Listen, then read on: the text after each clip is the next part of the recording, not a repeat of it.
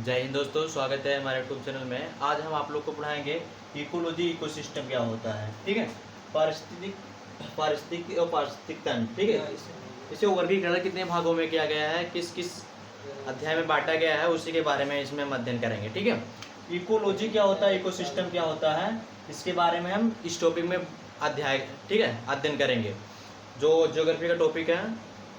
ठीक है, third semester. ठीक है, इकोलॉजी अगर आप ये बायो पढ़ते होंगे तो बायो में भी आता होगा, आप लोग सुने होंगे इकोलॉजी, इकोसिस्टम होता क्या है। ठीक है, ये आसान भाषा में बिल्कुल हम आप लोग को बता देंगे और बिल्कुल समझ में आ जाएगा आप लोग को। ठीक है, ज़्यादा कुछ नहीं है, बस जो ठीक है, बस पढ़ना है थोड़ा बहुत। ठीक है, इकोलॉजी क्या होता है, पहले इसके बारे में चलते हैं। इकोलॉजी, ठीक है, इकोलॉजी शब्द, ठीक है, इकोलॉजी शब्द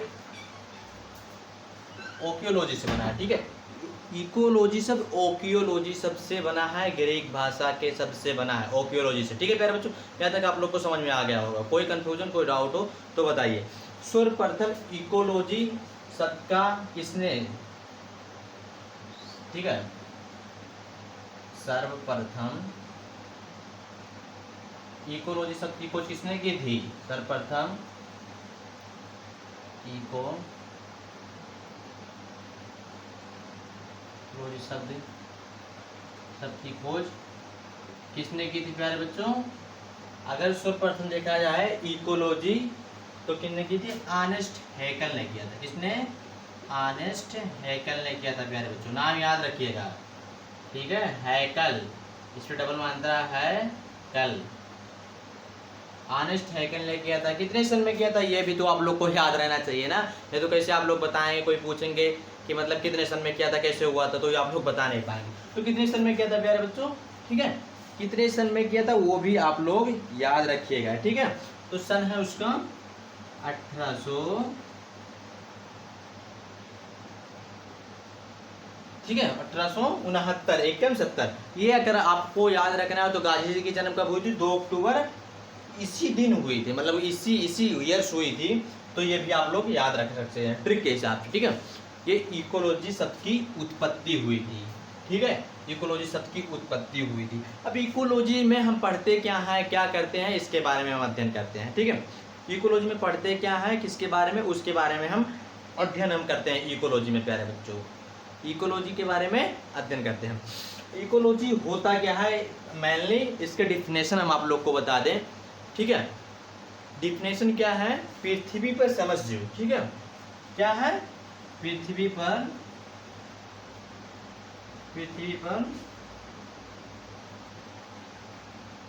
पर समस्त जीव तथा उनके भौतिक, ठीक है, लिखते चलिएगा आप लोग, भौतिक पर्यावरण संबंध का अध्ययन ही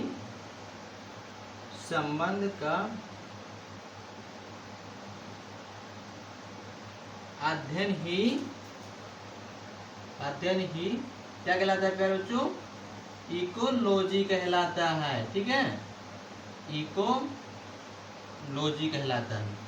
क्या होता है? पृथ्वी पर समस्त जीव तथा उनके भौतिक पर्यावरण में जो अध्ययन किया जाता है उसे क्या कहते हैं? इकोलॉजी कहते हैं प्यारे बच्चों। यहाँ तक आप लोगों को समझ में आया? कोई डाउट, कोई दिक्कत तो आप लोग हमें जरूर बताइएगा। ठीक है, क्या होता है? पृथ्वी पर समस्त जीव तथा उनके भौतिक पर्यावरण के अंतर संबंध, मतलब जो पृथ्वी में समस्त प्रकार के जीव हैं और उनके भौतिक पर्यावरण में क्या संबंध है, उसके बारे में जो अध्ययन हम करते हैं उसे क्या कहते हैं? इकोलॉजी कहते हैं या पारिस्थितिक कहते हैं। ठीक है, अब इकोसिस्टम में बाद में थोड़ा चलते हैं, पहले मेनली जो ये पार्ट है वो उसके बारे में बता दें। ठीक है, अब टाइप ऑफ इकोलॉजी, कितने प्रकार के होते हैं इकोलॉजी, ये तो आप लोग को समझ में नहीं आया होगा।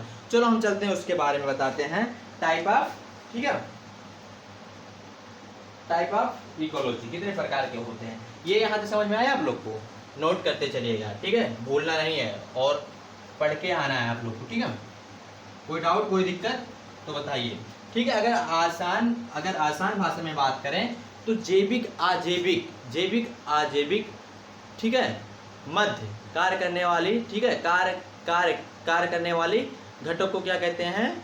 इकोलॉजी कहते हैं। जैविक अजैविक में सब आ जाते हैं भैया, ठीक है। इकोलॉजी, इकोलॉजी सबकी खोज किसने की थी, ठीक है। इकोलॉजी की खोज किसने की थी, अर्नेस्ट हैकेल ने किया था भैया, याद रखिएगा। कितने में, 1859 में। याद है, समझ में आया आप लोग को? कोई डाउट, कोई दिक्कत होगा तो कमेंट करना। आप लोग जो G20 का वीडियो बनाया मुझे बहुत अच्छा लगा, कई बच्चों ने वो कमेंट भी किया कि सर ये बताइए कि इसमें कितना फ़ायदा हुआ, कितना नुकसान हुआ, बजट क्या है, क्या हमारे लिए से देश के फ़ायदा हो। उससे मुझे बहुत परिश्रम मिला, मुझे अच्छा लगा। तो ठीक है, इस वीडियो पर भी आप लोग कमेंट करिएगा, जो भी नहीं समझ में आएगा, जो भी वर्ड, कोई भी डाउट, कोई दिक्कत होगा तो ज़रूर पूछेगा प्यारे बच्चों, ठीक है। मुझे अच्छा लगता है आप लोग जब पूछते हैं, ठीक है। ये तो समझ में आ गया होगा इकोलॉजी सर्वप्रथम खोज किसने की थी, ठीक है, अर्नेस्ट हैकेल ने किया था। अब इकोलॉजी, टाइप्स ऑफ इकोलॉजी, ठीक है, क्या होता है types of ecology, types of ecology, ठीक है। Eco type of ecology, type of ecology किसे कहते हैं, कितने प्रकार के होते हैं, कितने प्रकार के होते हैं, ठीक है। इकोलॉजी कितने प्रकार के होते हैं, तो ठीक है प्यारे बच्चों, चलते हैं। एक होता है स्वपौधी,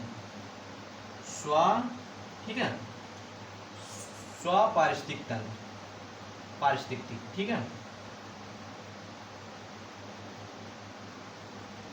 स्वपारिस्थितिक इकोलॉजी। पारिस्थितिक मतलब वही इकोलॉजी होता है, एक समुदाय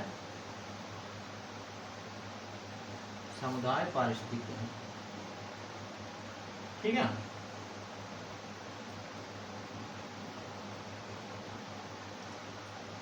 एक होता है आवास, हैबिटेट जिसे बोलते हैं, ठीक है, हैबिटेट, आवास पारिस्थितिकी,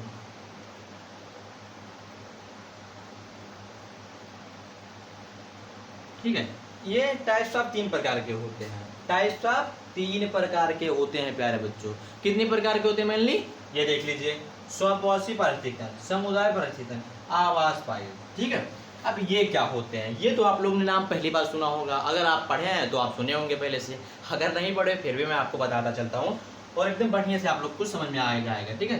कोई डाउट, कोई दिक्कत होगा तो हमें जरूर पूछना, ठीक है। स्वपारिस्थितिक तंत्र क्या होता है प्यारे बच्चों, किसी भी क्षेत्र में किसी एक विशेष जीव का अध्ययन करते हैं। अब ये आप लोग को नहीं समझ में आया, किसी भी क्षेत्र में किसी एक विशेष का जीव को करते हैं। जैसे मान लीजिए तालाब है, तालाब में समस्त प्रकार के जल जीव पाए जाते हैं, लेकिन अगर उसी में किसी एक विशेष जीव का अध्ययन किया जाए, क्या किसी एक विशेष जीव का अध्ययन किया जाए तो उसे क्या कहते हैं, स्वपारिस्थितिक तंत्र, मतलब अपने, स्वपार मतलब अपने लिए, ठीक है।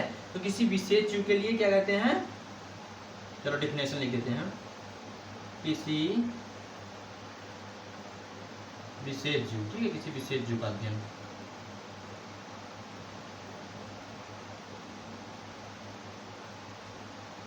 क्या हुआ, किसी विशेष जीव का अध्ययन क्या कहलाता है प्यारे बच्चों, स्वपारिस्थितिक तंत्र कहलाता है, ठीक है।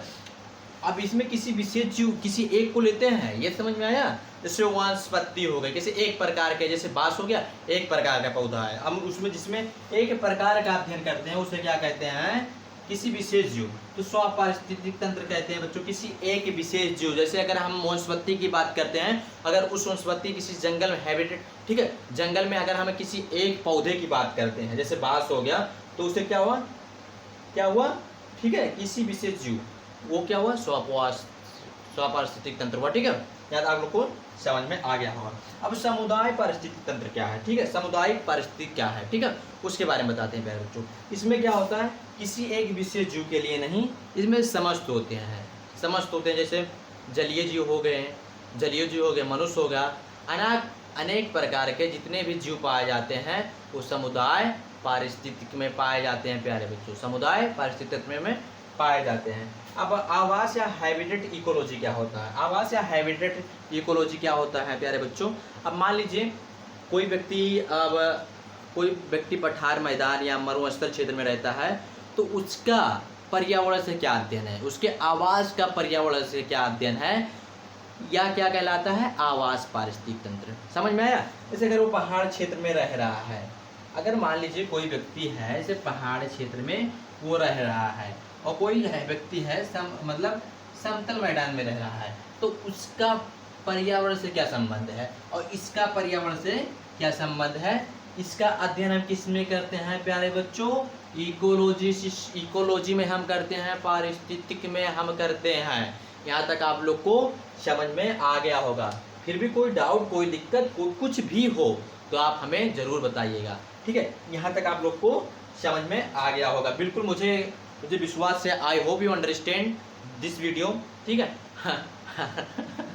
अदरवाइज नो अंडरस्टैंड, ठीक है। यहाँ तक आप लोग के समझ में आ गया होगा, ठीक है। बहुत छोटी तो मिटाना पड़ता है यार, दिक्कतें तो होती रहती है, जानते हो, ठीक है। लेकिन पढ़ना आप लोग को जरूर है, ठीक है, पढ़ना जरूर है। नहीं पढ़ोगे तो बढ़ोगे कैसे, ठीक है। ये आप लोग को समझ में आ गया होगा। इकोलॉजी के बारे में तो हम आप लोग को बता दिए भैया। अब क्या बताना बचा है, इकोसिस्टम। अब इकोसिस्टम क्या होता है ये चलते हैं, ठीक है। इकोसिस्टम, इकोसिस्टम, ठीक है। ये भी मिटा दे यार, इकोलॉजी तो एक खत्म हो गया। क्या खत्म हो गया, खत्म हुआ कि नहीं, इकोलॉजी खत्म हो गई प्यारे बच्चों।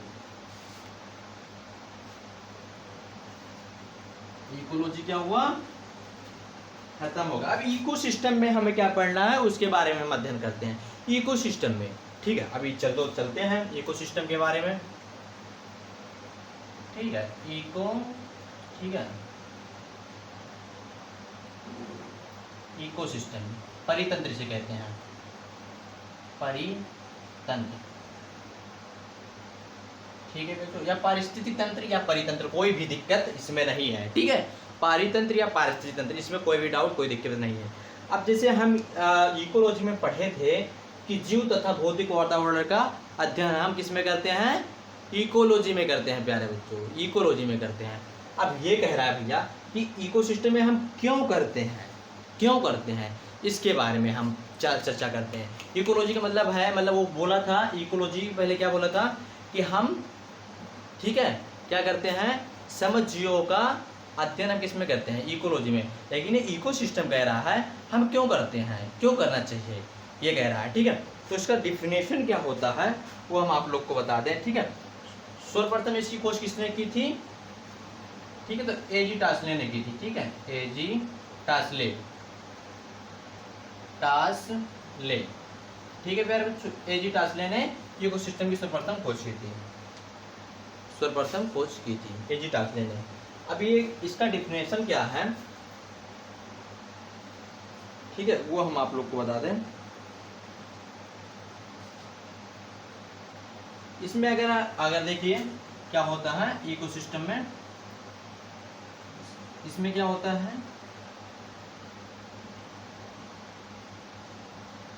जैविक तथा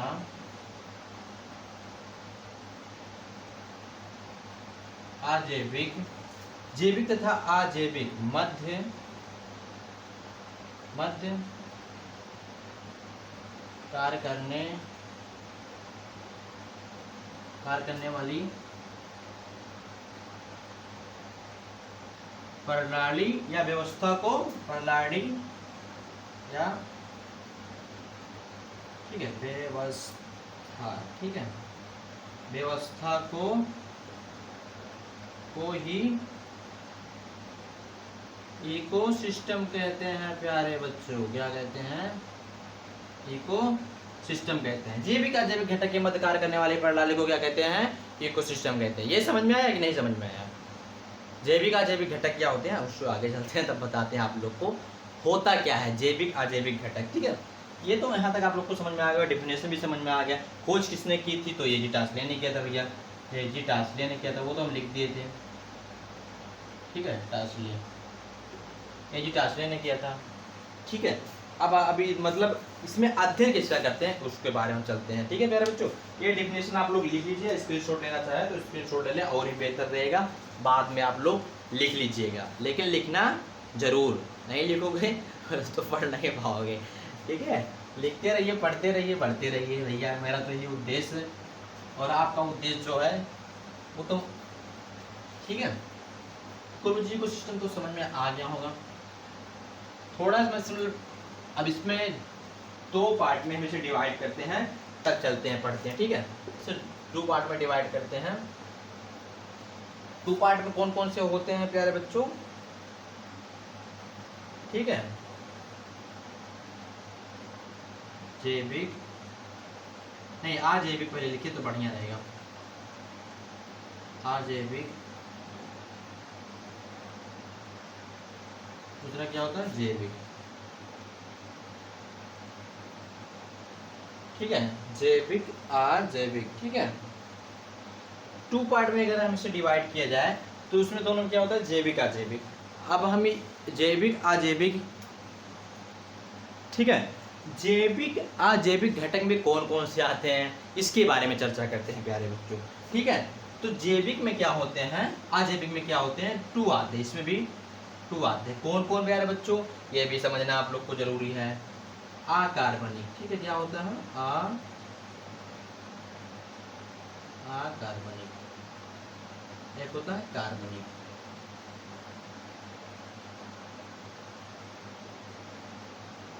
ठीक है, एक होता है अकार्बनिक और एक होता है कार्बनिक। अब इसमें भी कौन कौन आते हैं? जैसे इसमें हो गया अकार्बनिक में, ठीक है, अकार्बनिक में क्या हुआ? मृदा, ठीक है, जल, मृदा जल, ठीक है, मृदा जल, खनिज पदार्थ, खनिज पदार्थ आदि आते हैं। ठीक है, आदि आते हैं, आदि लिख दीजिए, बहुत हो गए। ठीक है, अकार्बनिक में क्या आते हैं बच्चों? मृदा जल वायु खनिज आदि भी आते हैं। इसमें क्या होते हैं? इसमें जैसे कार्बोहाइड्रेट, कार्बोहाइड्रेट, ठीक है, हाइड्रेट, कार्बोहाइड्रेट, कार्बोहाइड्रेट हो गया, प्रोटीन हो गया प्यारे बच्चों, प्रोटीन, कार्बोहाइड्रेट, प्रोटीन, ये क्या होते हैं? अजैविक तत्व होते हैं। समझ में आया कि नहीं आया? ये क्या होते हैं? अजैविक तत्व होते हैं। यहाँ तक आप लोग को समझ में आ गया होगा। फिर भी कोई डाउट, कोई दिक्कत कुछ भी हो तो आप लोग हमें जरूर बताइएगा, बताना, ठीक है। और बहुत मेहनत से हम पढ़ा रहे हो, बहुत मेहनत से आप लोग पढ़ना।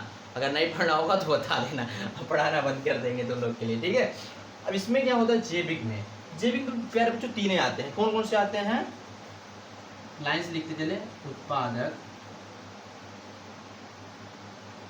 उत्पादक, उपभोक्ता,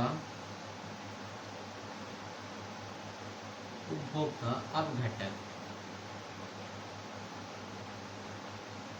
अपघटक, ठीक है। इसमें तीन आते हैं। अब ये तीन कौन कौन होते हैं उसके बारे में हम प्यारे बच्चों बताते हैं, ठीक है। ये तीन मेनली तीन आते हैं। अब तीन कौन कौन होते हैं उसके बारे में हम आप लोग को बताते हैं, ठीक है। अब उत्पादक के अंतर्गत कौन आता है, उपभोक्ता के अंतर्गत कौन आता है और अपघटक के अंदर कौन आता है, इसके बारे में हम थोड़ा चर्चा करते हैं इस वीडियो में कि उत्पादक क्या होता है। और ठीक है, उत्पादक में तीन प्रकार के उत्पादक होते हैं, ठीक है। उत्पादक होता है प्राथमिक उत्पादक, प्राथमिक लिख देते हैं यार, नहीं तो आप लोग समझेंगे नहीं तो दिक्कत होगा। प्राथमिक, ठीक है, प्राथमिक उपभोक्ता, sorry sorry sorry sorry sorry प्राथमिक उत्पादक,